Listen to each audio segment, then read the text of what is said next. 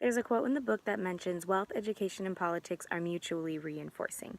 Throughout the first chapter, education is said to be the basis of democracy, or that the future of democracy can be dependent on the education of its citizens. The way schools are funded is the schools are not governed by the states, they're governed by school districts. And the funding comes from the property tax collected by the citizens living in that district. So if you have a poor district, the schools in that district are going to be poorly funded, as opposed to a wealthy district whose funding would be wealthier because of their property tax. If you have poor funding, you have poor schools. If you have poor schools, you have inequality for the students that have to attend those schools. This resulted in poor districts having a lesser chance of reaching economic equality and participating in democratic government. There were many cases presented to try and abolish this inequality, but the Supreme Courts usually ruled that it was in violation of the Equal Protection Clause of the 14th Amendment. There's another quote in the book that mentions that if you were to assume that school district lines were gerrymandered, then the relationship between wealth, politics, and education was obvious. This all points to the assumption that an inferior education can be related to both economic and political inequality. A suspect, or also referred to as an invidious classification, is one that the court finds particularly harmful or offensive.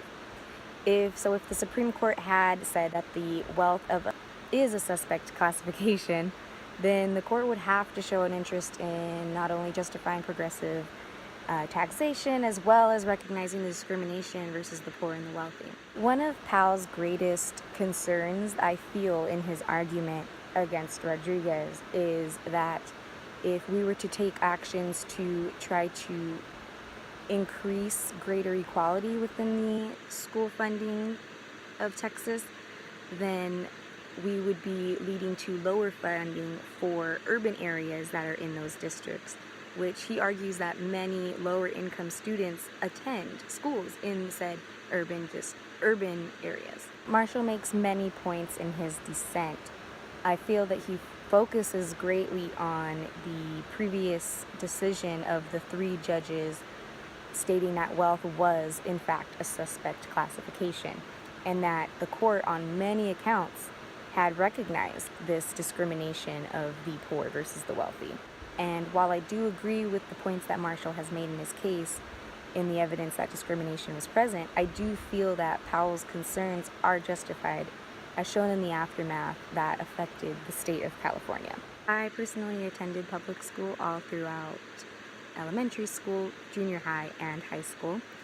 When in elementary school, I went to school at Barranca Elementary, which was in the city of Covina, which at the time was primarily a white inhabited city. To my belief and my knowledge, I do believe that Barranca Elementary was a well-funded school. After moving to the city of Ontario, which was a highly lower class Mexican American inhabited city, I attended a middle school and a high school that was very poorly funded. Throughout the entire senior year in high school, the gym roof was collapsing, and unfortunately our school did not have the funds to replace that roof. If I were only to have read the book up until page 132, I would have said that based on my experiences growing up in Ontario and attending those poorly funded schools, I believe the case was badly decided, because I do believe that a student's abilities do not have any relevance with their parents' financial state. I believe that a student's academic abilities are dependent upon the materials and the opportunity that those students are given in their school environment. But after reading the aftermath that pertained to the state of California, I do believe that this case was properly decided and support Powell's concerns even more. After the Supreme Court's ruling in the Rodriguez case, judicial federalism came into the spotlight a little more, although it was recognized since 1874.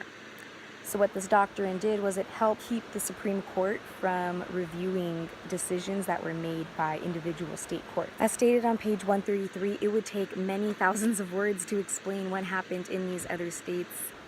The state of Ohio tried many times to adjust school funding with cases such as Miller versus Corns and DeRolf versus the state of Ohio and DeRolf 2 and 3.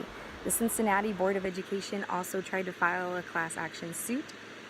The DeRolf 2 case was vacated from the Supreme Court, and it ended up with the Supreme Court refusing to review the case at all. I don't believe funding really improved or declined within the state because of so many failed attempts at adjusting the state's funding procedures. The state of California was in fact different from the state of Ohio. The state of California ended up passing the Assembly Bill 65, followed by Prop B. While these actions seemed like great accomplishments for the state, they just supported Powell's worries in the Rodriguez case. Thanks to these actions, California's funding declined. The state went from being known as providing one of the highest school fundings per student to being one of the least, which relates back to my personal beliefs as whether or not the Rodriguez case was properly decided. It begs me to believe that if we hadn't passed the Assembly Bill 65 and Prop B, if maybe California would still be known as one of the highest ranking school funded states. And I will leave that as the conclusion to my video. Thank you.